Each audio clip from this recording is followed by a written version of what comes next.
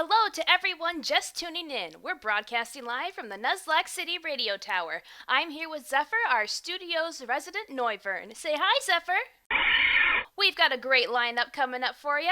Pika and Ramen are joined by Big Red Little Wolf to discuss the topic of Kajinkas in the Nuztalk Variety Hour.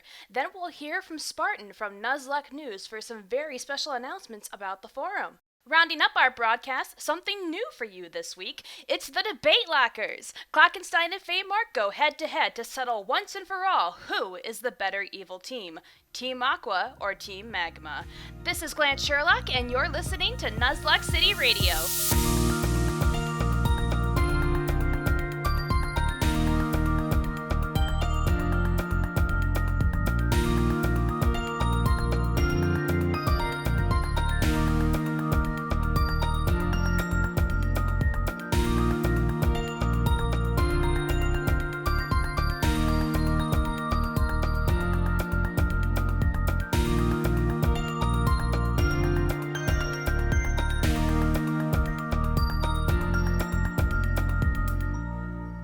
Welcome to the Nuztalk Variety Hour, where we're growing half-furry hybrids in a vat. Don't stop us, it's the New World Order. I'm your host, Pika, and with me tonight is your other host, Ramen, and our guest host, Big Red Little Wolf. Tonight's sponsor is the Goldenrod Game Corner, and our topic for tonight is Jajinkas. Take it away. Jajinkas? Hi! Hi, Pika. I mean, I say... This is good radio. I say Jajinka too. So, starting off... So, what the fuck is a Gijinka? According to the most acclaimed website, knowyourmeme.com, Gijinka, also known as Moe anthropomorphism, Japanese for humanization, is a trend of creating human-like characters based on non-human subjects, including inanimate objects, animals, brands, or concepts. Online, many of the female representations are named using the Japanese honorific Chan. And this is important to us because Pokemon is actually one of the earliest fan bases to catch on to Moe anthropomorphism. In January 29, 2007, a DeviantArt group was created around the concept anthropomorphizing Pokemon creatures. Also in that year, the artist High-Tech began a project involving drawing anthropomorphic versions of every Pokemon created to that time. The Moemon series of hacks replaces the Pokemon feature within the games with humanized versions. Now this is interesting because actually a Moemon comic is actually the first Gijinka Law comic that I've ever read back in 2010. And 2010, if you guys don't know, is pretty much the same year or like a year after the OG Nuzlocke started. So it just took him like a year, maybe even less than a year, for Gijinka Law comics to show up. I believe it. 2010 is basically an entire lifetime at this point. It's almost a decade. 2010, I was like 14. We're old. I was 11. I was barely in middle school, and I just saw, oh, cute girls in We are so baby. questionable ages in sprites. All right, sure, I'll play it. This seems cool. I think my first introduction to Jajinka was Poke Farm roleplays, but my first Jajinka Nuzlocke I think I read was actually yours, Ramen. Oh, that's really weird. Yeah. How's Which, that feel? which one? The canceled one or the one that's No, running right now? The one that's Which one? The dead one Yeah. or the other dead the one that's still going, yeah. Oh god, that'd be like July 2016. That would actually like around the time I met you in the Yeah, Nuzlocke yeah. Discord. That's really weird.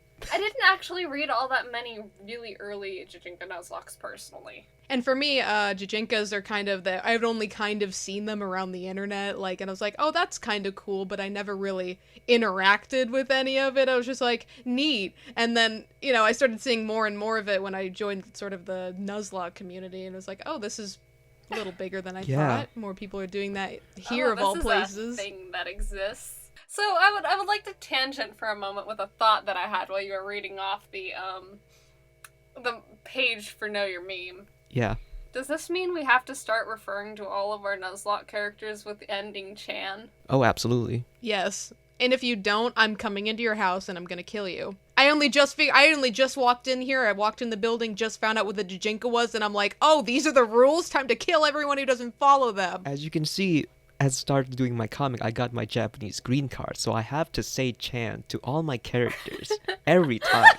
Or not, Shinzo Abe will come and destroy me. How many Jijinkas are there? I don't know. I just got here. Oh no, maybe like 4? You know, we've been saying Gijinka a lot. How do we actually make a Gijinka? How do we actually make a Jijinka? Oh, that's an interesting question.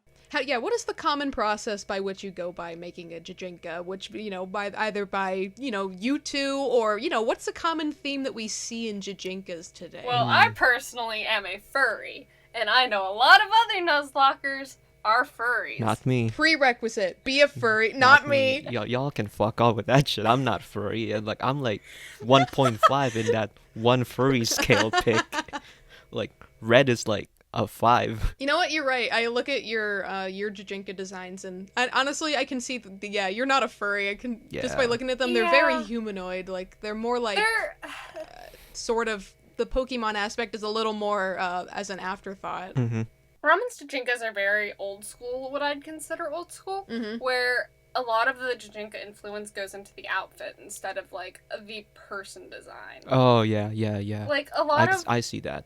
A lot of early Jijinkas were more the design influences what they wear. And I think how it's evolved recently, a lot of Jijinkas now are like on the actual person. Like you got the ears, you got the tails, you got wings. You're all cat girls. Yeah, you're all cat girls. You're all foxes. You're all dogs. You're all birds. Like. And then in the case of pantsing, there's you got like half horse people and all that sort of thing. It just horse feet. Everyone is horse feet. Which is not a bad thing. I actually like the monster aspect of it because I guess I am a furry too. Yeah. I think. All right. All right. Is this an hour of self-discovery, Pika? Let's move on to that discussion topic. What have we discovered about you today? It's okay. I already knew. Gamma hot. Gamma is hot. Yes. How do you go? How do you go about making a Jijinka? So, as Red said, that I'm pretty old school. I'll just keep it brief. Just like here's a Pokemon. Here's what Pokemon, and here's how I would do it is, what is the character? What is the character as a person? Is this person a scientist? Is this person someone who's joining the league? Is this person a gym leader? And then just make this person. And then how do I put things that make them think, that make the audience see that, oh, this is a Onyx. This is a Rampardos. This is a Scyther. Just give them swords. Give them shirts or vests or jeans that have the same color scheme as whatever Pokemon they have. Give them facial marks. Like my main character Nori has a dark green cheek mark on her side, which is sort of how I interpret like the weird spots Bulbasaur and Ivysaur has. And doesn't she have like green freckles too? Or at least freckles. The freckles is just because I think it's cute. That's fair. Valid. Freckles are cute. And I would think of like the bulb in Bulbasaur as, oh, let's just make it a hoodie. It's like easy. It's like just make a bulb hoodie, make her clothes like green with slightly different colors, and when not really spoilers, but she evolved to an Ivysaur. Her hair gets a patch of a red streak, just to show the flower part in Ivysaur, and repeat with others like Dio the Pidgey, who's just like,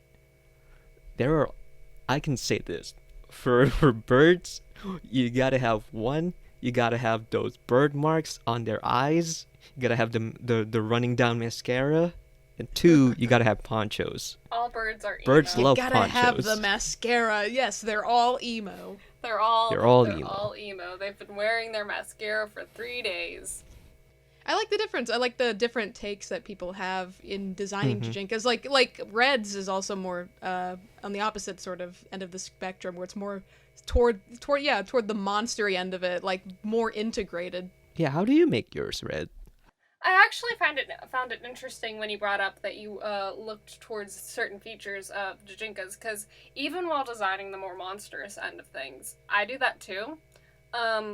My main character, Lelia, is a pretty bad example for monstrous, but it's a good example of how I designed Jijinkas, because in my eyes, what I do is I look at the Pokemon and I'm like, alright, what's the most defining feature of this Pokemon? I made Lelia a Mawile. Mawile has the big ass horn on it. So instead of making it a horn, because that would have been a bitch to draw, I made it hair. I think, but with my more monstrous ones, like, for example, I have a Ninetales one, and that is, like, full fucking furry. I just made a fox twink. Like, that's Yeah, what you did. That is a furry man right there. That is 100% furry. On that end of the things, it's just taking a Ninetales and turning it into furry man. So I think the in-between of that is the most interesting, where it's just God, what's the word for it? The commodity? Oh, Kemono Mimi. Yeah, Kimono Mimi. Okay. Kemono Mimi that's an interesting spin-off? Yeah, I think I like designing the Kimono Mimi most. That's how you pronounce it, right? Yeah. Yeah, I think I like designing those ones most, because that is taking literally the most prominent features on said Pokemon and just slapping them on a human. That is how you design a good Jijinka. Sometimes you just want a cat girl and you're a furry. Yes. Sometimes you just cat girl. Sometimes you just, yeah. Yeah. Sometimes you just Yeah. want ears on a person. So yeah, that's how I design Jijinkas. I take the features that I think are the most prominent in that Pokemon, and I take their color palette, and I throw them together. Do you make the Pokemon first, or do you make the person first? If you get me, like, do you I do you get make the you. design first? Or do you make the personality first? It depends on the character. I think some of the characters I have a very distinct personality in mind while I have caught them on my game file, just because of how their battle, how I use them in battle. But with other characters, I'll sit there and I'll mull over the design for like days, and I'm like, I don't know. I don't know how this is gonna work until I get.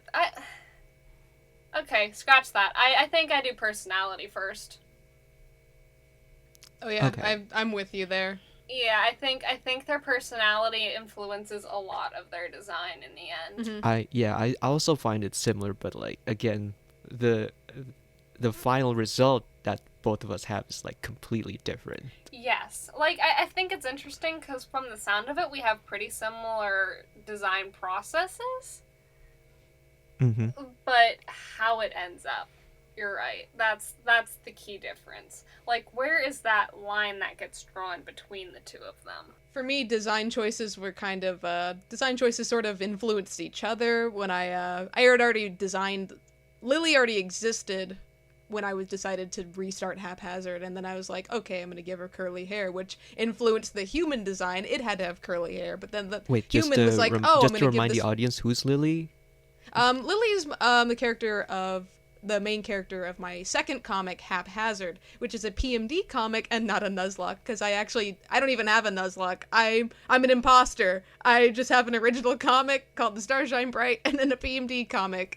Pika, you shouldn't have said anything. They wouldn't have known. Oh no, now I'm going to die. It was day 30. FBI's gonna show up. The Nuzlocke community, you were one of them, and now you're not. I was day one, it's like, I'm not even one of you, and they were like, oh, okay. I guess you're one of us. But yeah, for me, when it came to, like, designing, they, like, sort of revolved designed each other, and it went in like this big circle, like the circle of life. One had something that I had to include in the other, and it sort of just went back and forth like trading cards. So we were just talking about how between Ramen and I, our designs are very drastically different, even though they're both Jijinkas.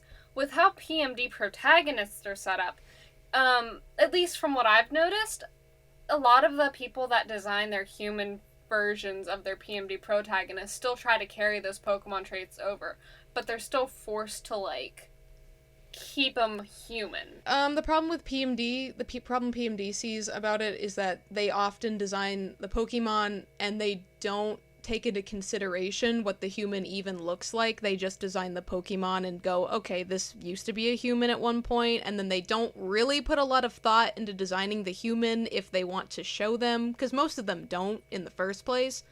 So it's kind of like, it leads to some kind of lacking designs in some cases. Like, people don't, you know, they don't really put that much thought into it, and they don't, and it's like kind of valid. I mean, in some ways, like, yeah, you're just here, you just want to tell a story about Pokemon. Like, you're not really all that interested in drawing the humans, and that's okay. I'll honestly be shocked if there's like a PMD comic that emphasizes the human. Like, keep in mind, like, PMD is technically an isekai. It is. Well, yeah, there is Haphazard. There is my comic, which does emphasize on the, I'm turned into a human, and I might want to have to go back eventually. Actually, Lily doesn't want to go back, but it's like, you're probably gonna have to go back eventually, you dumb idiot.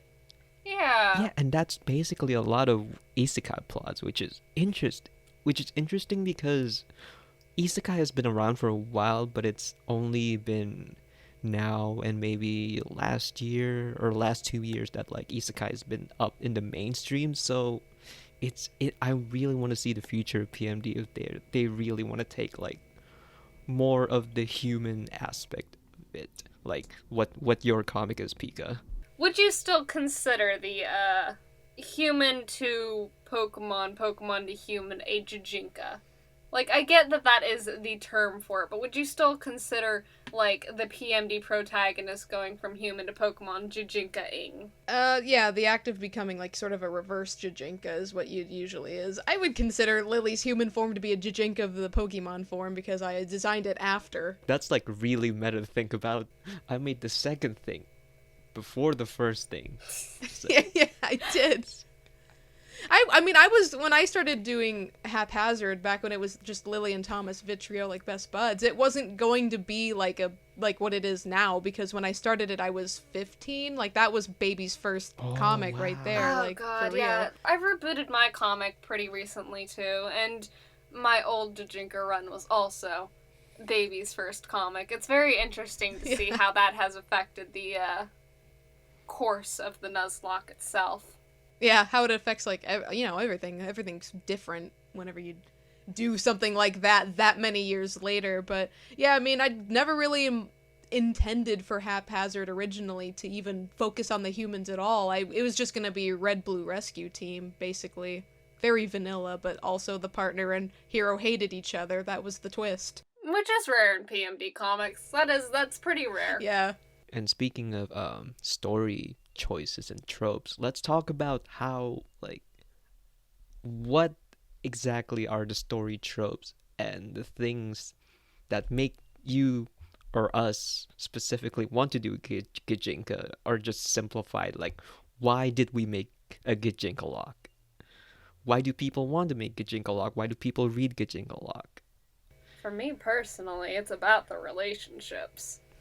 And I don't even just mean romantic relationships. I think, just generally speaking, from what I've noticed, people that want to do Jijinka Nuzlocks want to do in-depth, person-to-person, character-driven stories. Now, I'm not saying Nuzlocks that aren't Jijinka can't have that. What I am saying is that most Jijinka Nuzlocks are character-driven. I see what you're saying, actually. I think I understand what you're saying, because a lot of sort of vanilla Nuzlocks, it's usually, like, from the trainer's perspective, meaning a lot of them don't really make it so the Pokemon talk. There are a lot of them that do, but some of them don't. But in this case, you can make it so it's about the Pokemon themselves and their relationship as team members, which is another interesting take. Yeah, and with a lot of Jijinka locks, there is the background plot of the League, but the plot is never truly about the League. It's about the struggles of going through the League, if that makes sense. Like, The struggles of all yeah. your friends dying and you having to watch them die. yeah. Meanwhile, that kind of gets hand-waved with a lot of, like, Pokemon Nuzlocke because they can make up reasons, well, this is normal for Pokemon. We fight. We fight, we die. It's the circle of life. When you attach a human face onto it, a lot of the themes that get popular in Nuzlocke get a lot more intense. Mm-hmm. Oh shit, these are people and they're dying. They're killing each other. Interesting you bring up relationship, because my reason is like a completely artistic standpoint. I don't like drawing animals. That too. I'd rather draw people than animals. That was So why I that's started why. my comics too, because it was on the other hand, I didn't want to draw Yeah, people when I was a exactly, kid. It was like, I just exactly. like drawing cats and dogs. Yeah, just like I don't like drawing people. It's like if I draw like four-legged animals, they'll just look like plastic models that don't really have life to them. Let me clarify, me too. It's only in recent years that I started drawing. Probably even just this year that I started drawing animals consistently. Within the last several years, I started drawing humans consistently because I had to. Originally, the Starshine Bright was going to have no humans, and then some humans started being plot relevant, and I was like, shit. Oh shit. Okay, I would like to talk about something, a trope relevant to us Jijinka Nuzlockers. Why do so many Yes. of the protagonists run away? Not me. I know not me. you. That's what we call in the business projection. Oh, We're gonna shit. lose subscribers. Don't say that. Okay. Welcome to the Nuzlocke Variety Hour, where we get real. Oh no. I mean, I don't need to project that. That's my real ever-loving life, baby. Live and learn. Nah, real answer, snooze. I don't think it was as common as a trope until snooze popped up, but it happens a lot nowadays. Yeah, I guess that's true. I can't really think of any 'Cause big comic that started with run. As a trope, I just running think it's away. neat. I mean, thinking on it, pre-snooze era, you had Umber's Lock, your Nuzlocke. Just the two off the top of my head. And both of those started relatively, air quotations, the same, where they were preparing for the League and they were meeting their teammates and that kind of stuff. Mhm. It wasn't a runaway story, it was an I'm leaving home and I'm ready to grow on my journey. But I'm leaving home with my parents' permission. Get your parents' permission, kids, before you go on a deadly journey. That's also a good, an interesting trope in Gijinka Locks, and like how, like, it's like yeah, of course you can treat animals like family, but like family, like the found family trope, yeah. especially in Gijinkas. I think the appeal of a lot of Jijinka Locks is the coming of age kind of genre that pops up a lot. And Yeah. I Because guess at the end Yeah. of the day, 20-year-olds are still baby. that's true. Yeah. It's coming of age, but it's coming of age in a different era.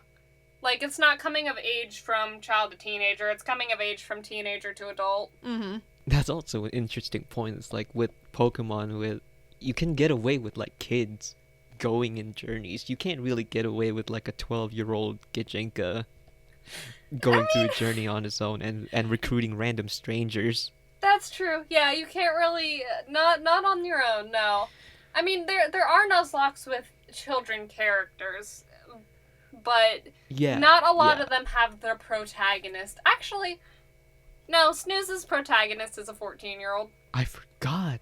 Oh, Yeah, you're right. yeah. I forgot. Yeah, he is. Yeah, he's a child. It's just with, if I'm remembering correctly, how they set up the world building. 14-year-olds are air quotations legal adults and can travel on their own.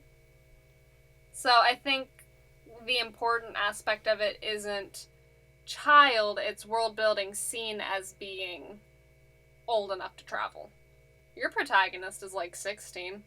Yeah, she's 16. Honestly, like I didn't really think that deeply about the age to travel. It's just like she's 16. It's like 14's too young, 20's too old, 16 just perfect. Just right. Get the fuck out of the house. Get the fuck out of my house. Now get the fuck off my post. I don't know. All of my characters ended up being a little bit older.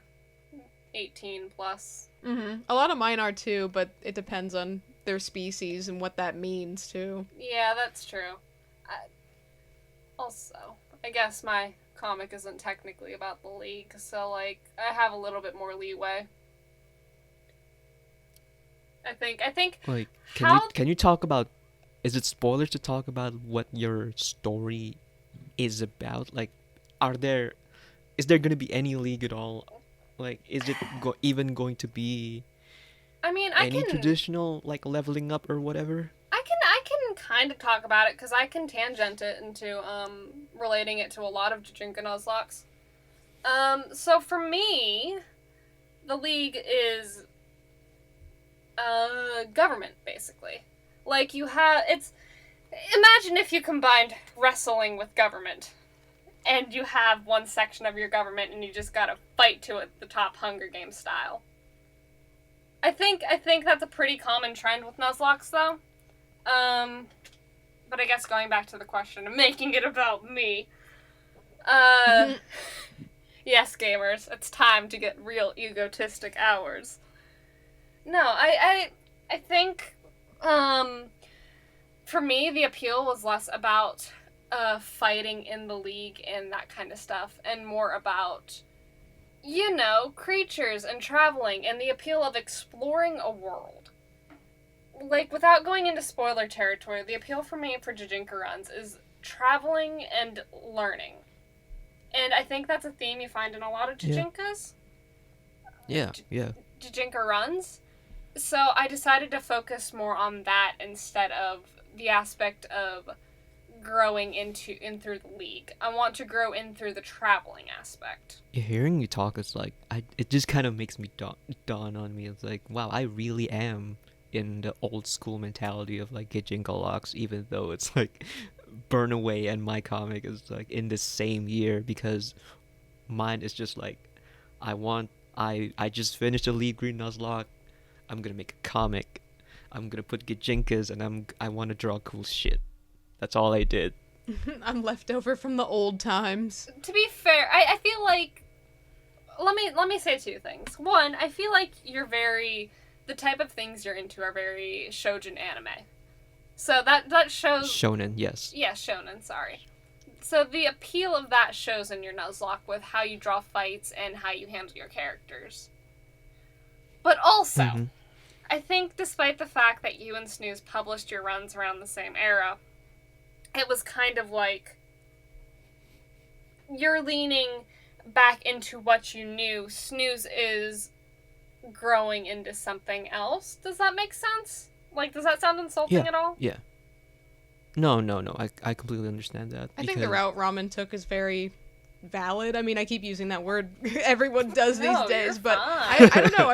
Yeah, you're fine, baby. No, I think it's good. Like, I like just, you know what you like, and then you went for it. You just like that's great. The anime fight scenes and that type of thing. And I like that. I like seeing that, just having fun doing what you like to do. I think the comics that flourish are the comics where people are doing what they like. This isn't very Jujinka oriented, but I think that with comics in general, it shows when people like what they're working on.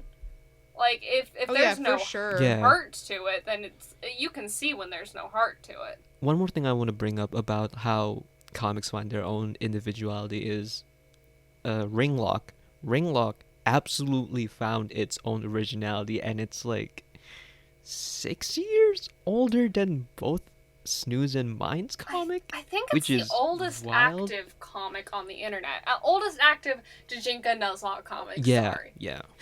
The oldest comic on the internet, full stop. It's the only comic that exists. I can't think of any other comics that are on the internet, so it wins all the awards. Good night, everybody. Ringlock is just... It goes from, like, a traditional, like, Gijinka Lock story to just, like, basically it's just adults or teenagers talking about their feelings, and just one of my favorite Gachinko God, locks same. right now. So like, it's interesting you bring that up because I think Umber is also one of those people that really influenced how Jinko locks were run at the time. I think Ringlock started what we know as the traditional way of starting a Nuzlocke, where the not running away one. Yeah. Yeah. I don't agree that it's the first one, because there's like a lot of comics that came out in 2010, 2011 that started that traditional run, but I can absolutely agree that Ringlock is the one that is still doing it right now. Alright. So, like, Ringlock is the one that survived that era, is what you're telling me. Yeah, yeah. Last yeah. man Ringlock standing. Ringlock is the survivor. Last Pokemon comic standing. Congratulations. It's the Jijinka Hunger Games. There's one trope that I want to bring up, and that is, I think, somehow we completely forgot, is, do we put actual humans in our comic? Oh yeah, what are the moral implications of that? Yeah. Yeah. So, from what I've seen, the most common is we're just going to completely ignore humans, or if humans existed, they don't exist anymore. We eradicated them. But there are some comics that are still doing it. Like, there's maybe like less than 5, but they exist. I used to do it. I think with the new world building, I won't. But DOS. Mm-hmm. DOS Unicorn does it. Oh yeah, she does. There's humans in the world as well as Jijinka people. I genuinely didn't know that. Yeah, I forgot about it because they're not really like a main like focus or anything, but they are there. Like the scientists who found Brooke were just humans. Yeah, and Right. the caretaker for her main character, I think, was human. The one that was an asshole, not the guard. Oh boy. yeah, Hef. Yeah. Hef is just a isn't, human. I thought Hef is a drill. No, not Excadrill Gijinka. Or is Is he he? just a human? I thought he was human. I'm pretty sure he's just a human. Okay. Just a human dude. Now, here's the opposite spectrum. Jijinka locks that include Pokemon. Oh my god. I actually don't know of any. Numbers. Oh! I mean, Shit. and maybe Romans. I do have Pokemon. I do have Yeah. animal Pokemon. Yeah. I mean, Oh shit. my Jijinkas are Pokemon, so I think it's interesting to see how the different takes, because it seems like that's more common, since we're Shows what I know. no, you're fine. Just us talking about it, we brought up 3 examples off the top of our head, even if 2 of them were us. Mm-hmm. Well, I mean, that's fair. You guys are in here. You guys know what you're talking about. Mm-hmm. It's true, yeah. But yeah, no, I guess to explain a little for people that might be out of the loop. So, Pika, hi. Hello. I'm an imposter. You're just here wearing a mask. A Jijinka I am. mask. Reverse Jijinka briefly. So, Umber's way of approaching Pokemon in their Jijinka locks were the giant-ass Totodile attacking, I think? If I'm remembering correctly, I'd have to go Okay. dig through their comic. But I think Pokemon are the enemy, because they're kind of like Godzilla. Okay. So they're like kaiju, right? So in my comic, there's a whole world building on it. It used to be humans and Pokemon, but then humans got jealous of Pokemon because of their miraculous feats and prayed to Mew to become like hybrids.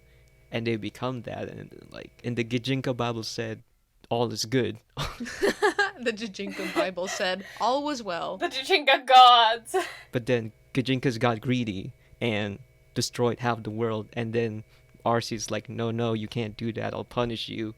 So now Gijinkas are completely weaker forms of their ancestors, but they can still evolve. And Pokemon still exist, but only in very small amounts. Like you can see them in caves.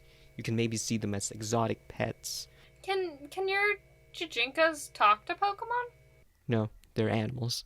Okay. How I approach the Pokemon and humans aspect is my Jijinkas are Pokemon. Like, they're essentially Pokemon that can all shapeshift into humans. Oh. It's not something that I've gotten very far enough into the comic to show, but it's like... So there will be shapeshifting. Yes, there will be shapeshifting, and that's how I handled mine. And I think that's an interesting spread of how people handle having Pokemon in their world. You either have it's strictly animals and strictly Jijinkas. You have the Godzilla. You have the shapeshifting aspect. Can we think of any more? I mean, besides animals, like, interesting you brought up, like, your shapeshifting, because one of the comics that I'm really excited for is, False Flag. False Flag also had shapeshifting. I think that's the only shapeshifting Gijinka lock for yours. Yeah, the False Flag was the Kalos one that kind of just stopped, right? Was it was it Kalos? No, it was Johto. It was Hold on, I'm because looking it up. that Totodile. Or I might be confusing it. It's just, I remember it's We the... might be thinking of two completely different ones. Hold on. Yeah, I think you might be talking about Fault Line, the one with the Moal Gijinka, the Pro Tag. No, I'm not thinking of Fault Line, but I did like Fault Line. I'm sad that it got nuked off the internet. No, there wasn't... was it? Oh, no. Yeah, it was off the internet. But no, okay, False Flag was a Johto one. The one I was thinking of was, there was this Kalos Nuzlocke that also had Jijinkas that shapeshifted from, humans to Pokemon. And, God, that one's dead too, but, and occasionally it would have, like, a GIF page where they would, animate it. Yeah, I'm drawing a blank. I've never heard of this one. I don't think I'll be able to find it either. It's like, that is the 2015, 2016 era. Let me try and find it while we talk, but, my point being, I'm not original. Nobody is. Yeah, no one Yeah, is. no one's original. I think the interesting part of Nuzlocks in general, but especially with Jijinka runs, is everyone finds their own way. It's not about the fact that this has been done before. It's about how you specifically do it. How are you gonna have fun with it today? Yeah. Mhm. I think just with the current Gijinka locks that are big and are upcoming, like, I've seen a lot of really interesting takes of how Gijinkas work, and Yes. I'm really excited for not only to finish my fucking update, but to read more of Gijinka locks. Yeah, anytime a Jijinka lock comes out, I always have my eyes on it. Like, not even low-key. Oh yeah, absolutely. I emoji. Yeah, like, I guess it's the reason I'm here. God put me on this planet for one thing and one thing only, and it's Jijinka comics. Yeah. Good thing you brought that up, because I was kind of wondering, like, why there's not a lot of Gijinka locks, but a lot of them that are still consistent are really popular, and, like, see Burn Away, see Ringwalk, like, all of them, like, got awards for, like, first place or second place in the Forum Ganza, and just, like, for every 10 normal animal Pokemon comics Nuzlocks, I can think of, like, maybe 3 Gijinka locks. It's so weird. I think it's interesting. If you get past the first gym in a Jijinka lock, or air quotations where the gym would be, you're pretty much set.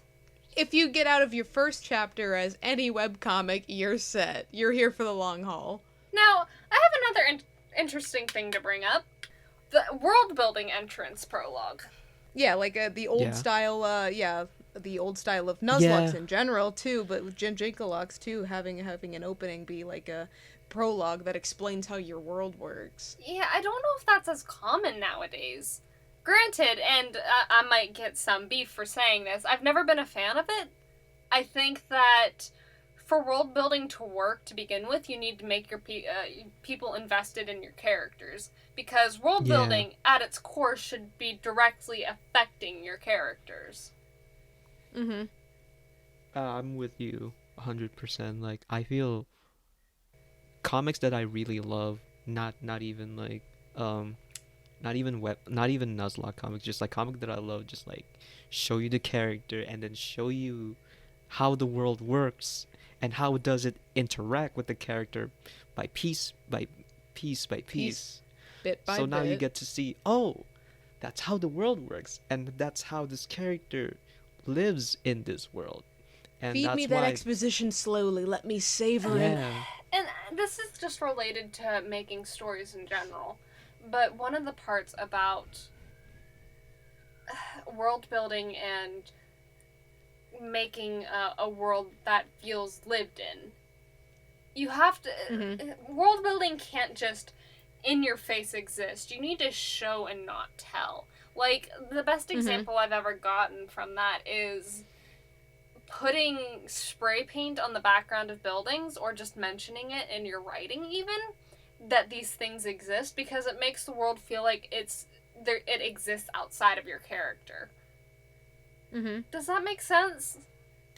yeah. Oh yeah, it makes sense. Like, yeah, something that they observe or something that can be observed, like about the world, that somebody else had agency, some other unrelated person had agency over, that lives in this world. Like world building, you can have some really cool world building and have really cool lore.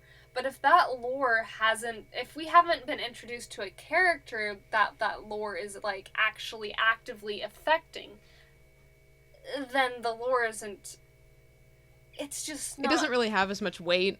Yeah, It's kind it of like doesn't make... just words for word's sake. Yeah.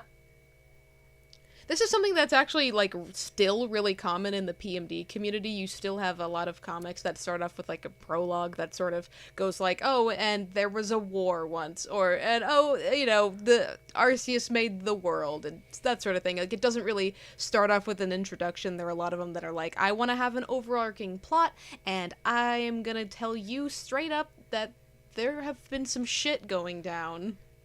Yeah. Which is really interesting, and like even in like the canon games, it's just like we just get thrusted into like, you know, a storm in the sea, and then we just wake up and oh my god, we're Pokemon. But then as we play more of the game, we just learn to like how the world works and what happened to us and what happened to the world. So it's interesting to see why comics choose this route of like, and we What just it is, dump it's like everything. it's an attempt at a hook. It's an attempt at a readership, really. Yeah. It's an attempt to like get their attention, which, you know, it can work, but you gotta know how to make it work. Yeah. Like a hook, for a world building hook to work, you need to introduce your character directly in that strip somehow. Mm-hmm. And nowadays, it's not really like that. Like, this is how Yeah. we've sort of changed. It's sort of less... I mean, in Nuzlocke anyway, we've sort of changed in a... You know, we start with the characters doing Yeah, something. It's like- usually not a lore-driven Yeah. thing. And it's interesting because I think we kind of like wavered there for a moment. Like, we had the era where you introduced your characters and they were prepping for the league, and that's like the ramen era. And then we went into this weird in-between era where we were introduced through lore and that lore hook. And now we're back into that introducing the character just through running away. God, that's such a weird thing. It's like we start with getting out of the house, then we go to war, then we run out of the house. Yeah, Because- we're leaving the house. Then there's this really dark period where we went to war and killed each other. But then we started leaving the house again. It's all the incels. But this time there's baggage. But yeah, but this time there's emotional baggage. This time you have someone coming after you. You better find that family quick, boy, or I'm gonna get you. Are there any things you want to bring up before we wrap up? No, I think I got everything. In Yeah. conclusion, we're all furries, but Ramen likes to deny it. Yeah. I'm not furry. No, Yeah. you're a furry, honey. Everyone's a little bit furry. Self-discovery, Nuzlocke hour. And coming up next is the Nuzlocke news segment, bringing you all the freshest news in this month of Nuzlocking. Until next time, I've been Pika, that was Ramen, and I'd like to thank our guest host, Big Red Little Wolf. See you later, everyone, and have a good day.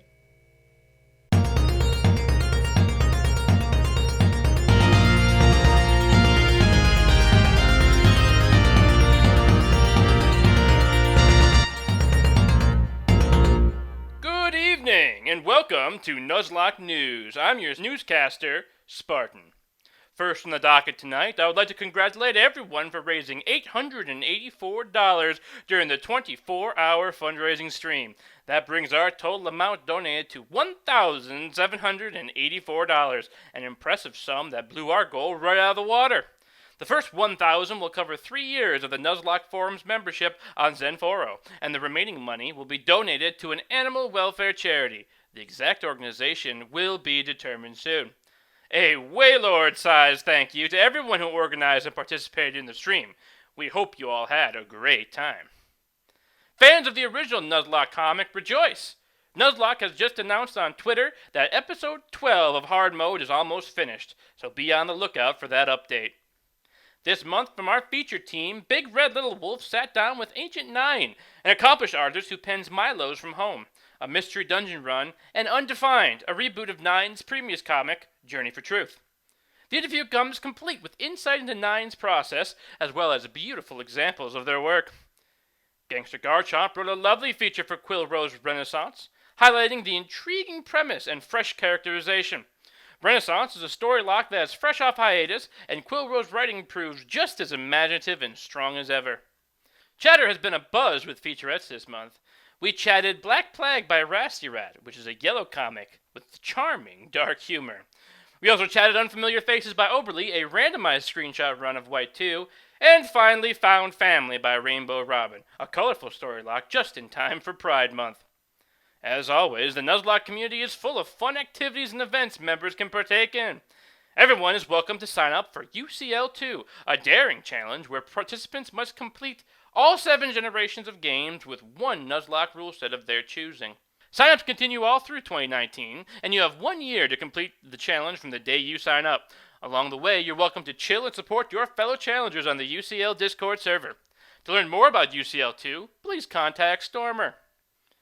Congratulations to the official Nuzlocke Writing Discord for successfully completing its first Comment Corner event. At the beginning of June, each participant set a goal for the number of comments they wanted to make for the month.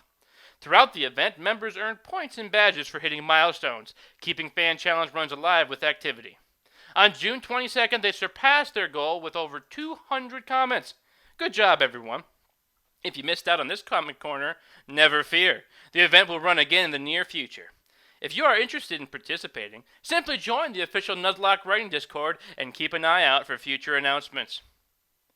You may have heard of the forum's monthly event, Fanwork Friday. On the last Friday of each month, members come together to share fan work they've created for their favorite Nuzlocks.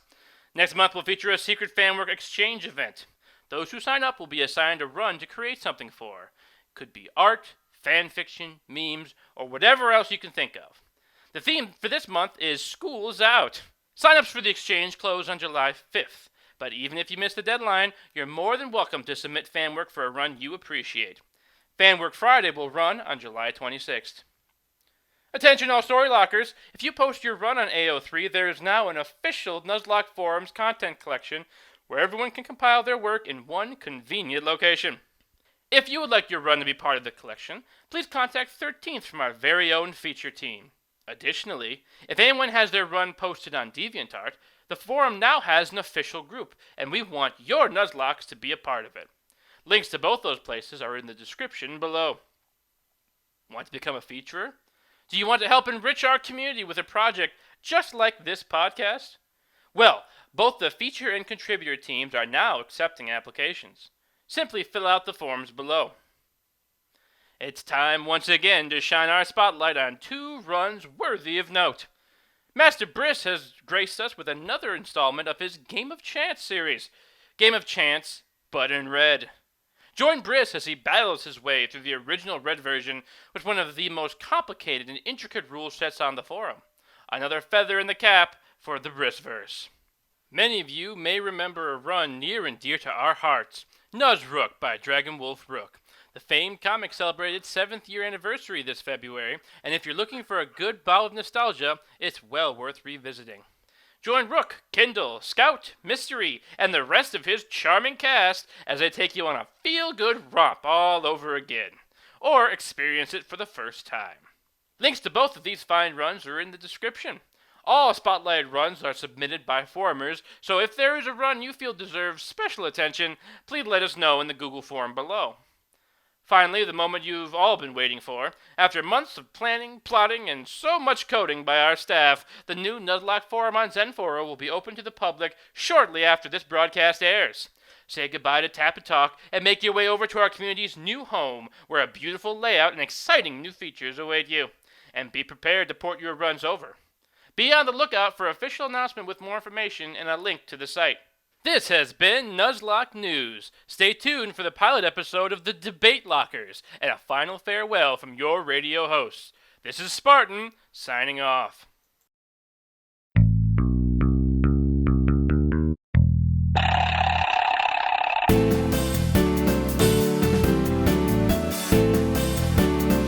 Hey Nuz Forums, are you ready for some challenge discussion? From the Nuzlocke City Radio, it's the Debate Lockers.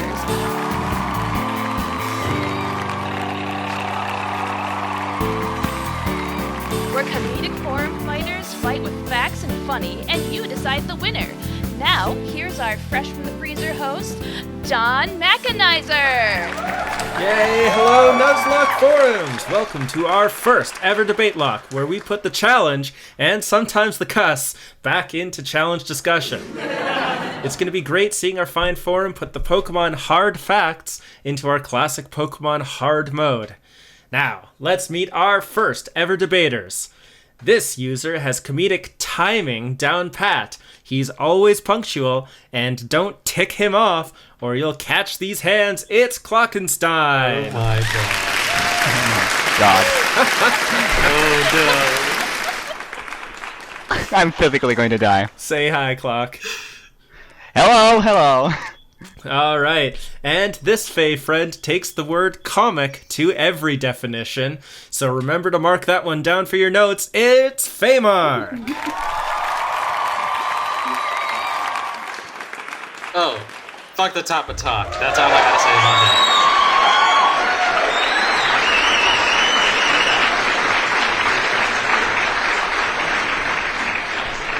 Thank you for that eloquent introduction.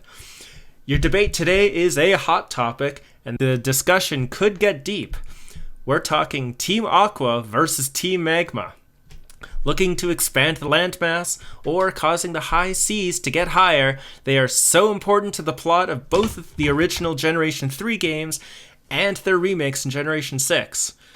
Why we need a plot at all in Pokemon games is beyond me, but hey, I mean, enough people on the forums have changed the plot for the better now, so I guess it's a good starting off point. But hey, let's get to it. Whereas all life comes from the sea, and so should be respected and maintained at all costs, be it resolved that Team Aqua are the true heroes of Hoenn. Faemark, you are arguing for this. You have 3 minutes, starting now. Just to get the obvious facts out of the way, first of all, everyone in Team Aqua is hella hot, so jot that down. Second of all, hydration is extremely important. Team Magma is full of crusties. You don't look as hot as Archie without your 8 cups of water a day, fucking Aveeno, oatmeal, 24-hour hydration cocoa butter. You just don't. You miss out on them when you look like dehydrated Ganondorf. And if you don't get that reference, throw your Switch away. It's too late now. Look. With Kyogre, you only get 1 inch of rain. Maybe 2 if you're really thirsty. And is that all that bad? Is it? We can adapt. We've done it. Pacific Log did it. The Zoras did it. And the Zoras gave us Prince Sidon. You ain't going against Prince Sidon and Archie. And Shelly and Matt. They're just super horny on main too, but they're just a snack before the main course. Now, with Groupon. Oh, wait. Sorry. I meant to write Groudon, but it's perfect because both let you down with severely discounted, lower quality products than what you expected. You literally evaporate water on the spot. With Kyogre, you still have some land, some vacay spots, some little islands, Wind Waker type shit, that shit was cute. Just sail across, island to island. With Groupon, you end up with discounted Mad Max, except the antagonists are extra thirsty furries. End point. Thank you, Famar. Oh my god.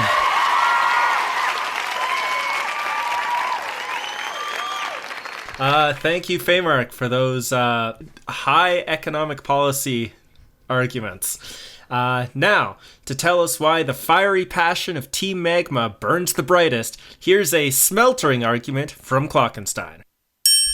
Thank you. Now, look, I hate to break the immersion for everyone listening at home or in their car, but we actually decided on this really early in production, and I had a lot of time to think about this, and believe it or not, I actually spent a lot of time agonizing about it, until one night, in a Slurpee-induced stupor, I realized just how keep it simple stupid this argument was, and then all the arguments started flowing in.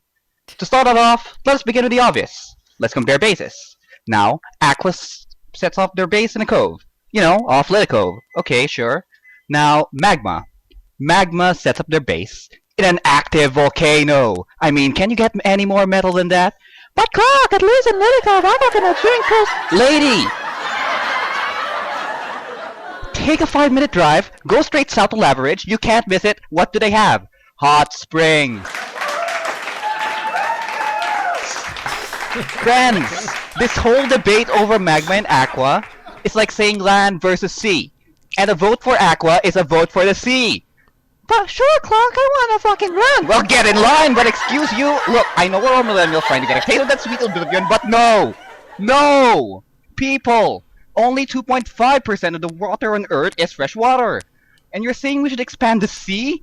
You're leaving the future of our world with a bunch of make-believe pirates whose only exposure to piracy is probably an album of Ailstorm and the pirate made magnet link they got it off of. Thank you.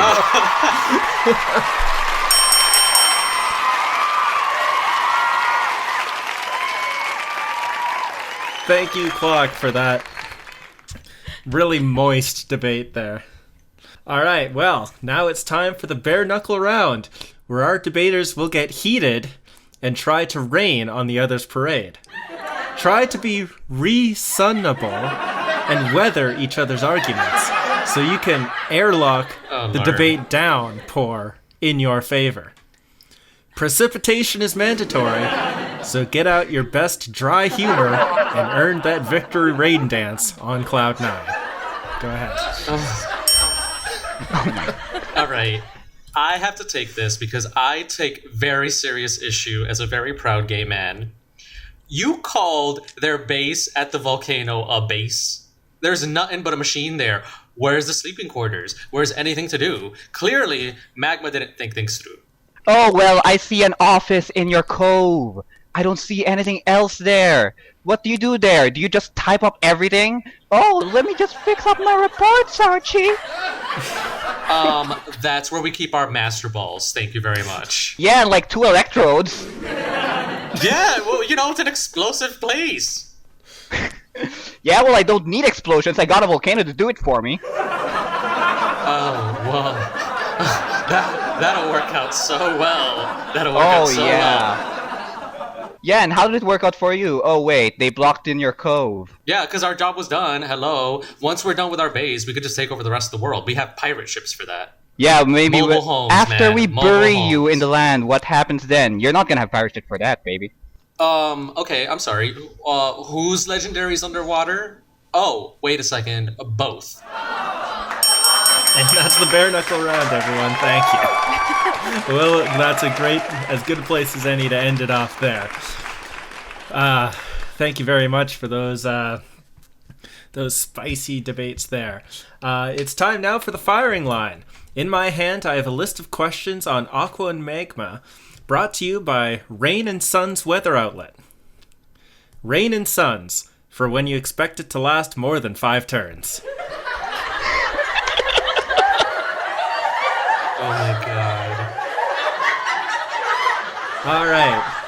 The Hoenn games in both Generation 3 and Generation 6 are the only games to feature both of a player character's what? Oh, okay. Got it. Ding. Vaymark. Greatest fears. Drowning and volcanoes. Good job. Incorrect, but 2 points. The answer is both of a player character's parents. All right. The divorcees. Yeah, they're the only games that feature both of the player character's parents, because of course Norman is the gym leader. I should have said ding, divorce and adoption. Okay. When the player characters encounter Team Aqua and Magma in the Meteor Falls, in Generation 3 games, they leave. In the Generation 6 games, they instead do what? Ding. Clock. Leave upon realizing that they've been caught trying to duplicate rebels. Duplicate what? Incorrect. Oh, ding. Feymark. Go cut Wallace's outfit up enough to be extremely explicit, but not enough to be censored. Incorrect, but 2 points for that long-winded answer. The answer is they multi-battle you with your rival. Oh! I should have finished that game. It's okay, I didn't finish Omega Ruby either. In the Pokemon Adventures manga, Archie uses what to distribute anti-magma propaganda? Ding. Clock. Flyers hidden in Sports Illustrated swimsuit issues. Incorrect, but 1.5 points for that one. Ding. Yes, Feymark. Misty swimming lore. Oh wait, no. Second take. Ding. Yes, Misty Feymark. fuck! Next one! It's so funny. I keep... Ding. Yes. Misty's fishing lore. Sorry, is that fishing lure or fishing lore? Fine. Fuck. Okay. Ding. Misty's fishing lore. Okay, incorrect. I don't even know how to give points to that one. The answer is Hoenn TV. Archie runs the Hoenn television network Oh god. in the Pokemon manga. For him to be a pirate, that's just off. And that's the firing line, everyone. How is he part of the system? No idea. All right, so we're almost done and ready to let you decide who our winner is. But first, here to tell us again that the volcanic villains are the very best, here's the clear-headed Klockenstein. Alright, we know all about that infamous IGN review that goes something like 7 out of 10. Too much water. Look, okay, Aura had its problems, but they were right. There's too much water. Do you like prancing around in the surf, putting up your repels? No, every 2 minutes. No, I thought not. All I want to do is sell all my repels and just get on with buying my proteins. Yes. I want to jack up my Pokemon. You know that too. You think I just friend up all my Pokemon with my Pomeg berries? That takes 5 days to do! I just want quick gratification. Isn't that what we're all about? Come on, people. Alright, thank you, Clock.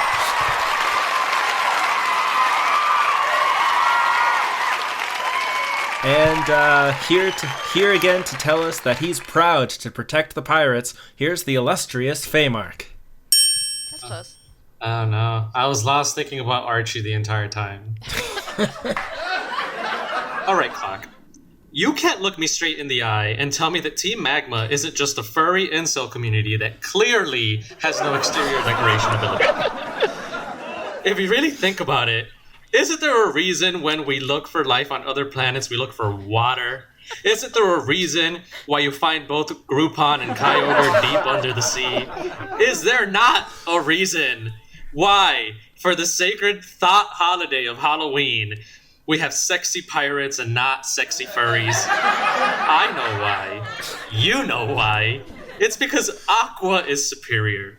What makes our planet special is not just its abundance of water, but Archie's sexy existence. And I don't know about you, but I would never pass up more Archie. And Matt. And Shelly. But as a certified homosexual, she'd be great as, like a drinking buddy. Anyway, all Magma has to offer is broken dreams, dirt, and dehydrated, heat-stricken furries. And we all know the costumes can get extremely hot. End point. No, thank you, Faymark.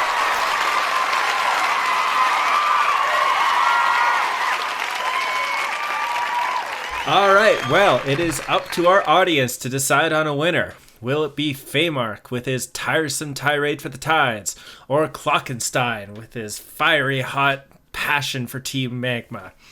Let us know in whatever comment section is nearest to you, and we will probably not announce it. You'll figure it out yourself.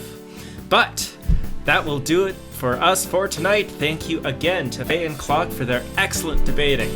I'm Don Mackenheiser, and I hope to see you next time on The Debate Lockers.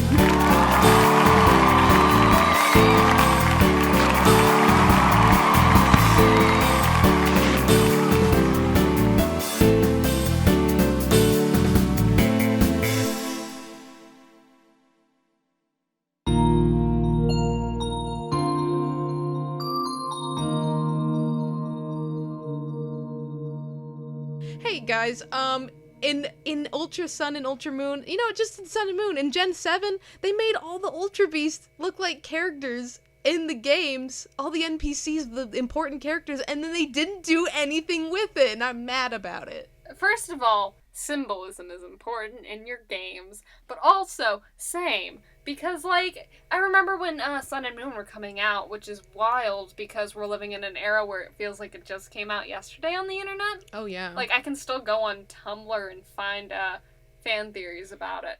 But yeah, no, it feels like they just kind of did that and then did nothing with it. Was that left over from something? Were they gonna do something with it? I don't know. I remember there were theories like that saying that Lily was that one Ultra Beast, the Nihilego. And it's funny because Nihilego. the Ultra Beast Yeah. that actually took over, what's her face? Luzamine? Lusamine? Yeah, that actually took over Luzamine was the one that looked like Lily and not the one that looked like Luzamine. I haven't played Sun and Moon in a while. I don't remember any of this. There were Gijinkas in Ultra Sun and Moon? God, they just look like them is all. It's like they're very clearly designed to look like them, and then they didn't do anything with it. Outside of the direct involvement of being Can the you people bring up an hunting down. example? I can't think of how. like- Is the clown a Gijinka? No. No. The clown is a Jijinka of me, specifically. Yeah. No, what's the Christmas light one? I already forgot. That one looks like Guzma. Yeah, Guzzlord? and no. No, not Guzzlord. The electric lights thing. Oh. Whatever. You know the, circuitry. the feminine bug fighting one? The one with really long legs and the hair? That one looks like Luzamine. Yeah. Oh. Mosquito. I mean, not mosquito. The roach. Pheromosa. Yes. Yeah. Right. And And then then Neil Lego, whatever. I always forget how they're all pronounced, but that one looks like Lily, when she's Yeah. wearing her original outfit. Oh, okay. So we have a sponsor tonight. I know, we're surprised too. We get money? No, we don't. We don't actually do this. We do if we play in the slot machines. Which leads into our sponsor, which is the Goldenrod Game Corner. Goldenrod's Game Corner is reopening again this July 5th. Come around for a game of Voltorb Flip, win your Pokemon pal a new attack, or find yourself a brand new buddy to add to your team. Goldenrod Game Corner would like to remind the general public that they are in absolutely no way associated with Team Rocket, only associated with fun. The Game Corner is not responsible for any gambling addictions acquired by 10-year-olds playing their slot machines. Goldenrod Game Corner, reopening July 5th. Thanks, Goldenrod, for sponsoring us. Thanks. Yes, thank you. It's not unlike Dollar Shave Club. Don't say that. We're not sponsored. Just sponsored. we can beep it out. It's fine. Until next time, I've been Pika, that was Ramen, and I'd like to thank our guest host, Big Red Little Wolf. See you next time, everyone. This episode of Nuzlocke City Radio was produced by me, Glance Sherlock, with my new co-producer, Mackenheiser. Podcast logo by Bug. Music by Mackenheiser. Your hosts for the Nuz Talk Variety Hour today were Pika and Ramen, with guest host Big Red Little Wolf. And your newscaster today was Spartan. The Debate Lockers is hosted by Mackenheiser. Thank you to Klockenstein and Faymark for their enthusiastic participation in today's debate. Closed captioning provided by Chess and Silverdoe. Zephyr says he's glad for your help. So long, everyone. Enjoy the new Nuzlocke forum, and remember, never give up, never forget, and grind like hell. Bye!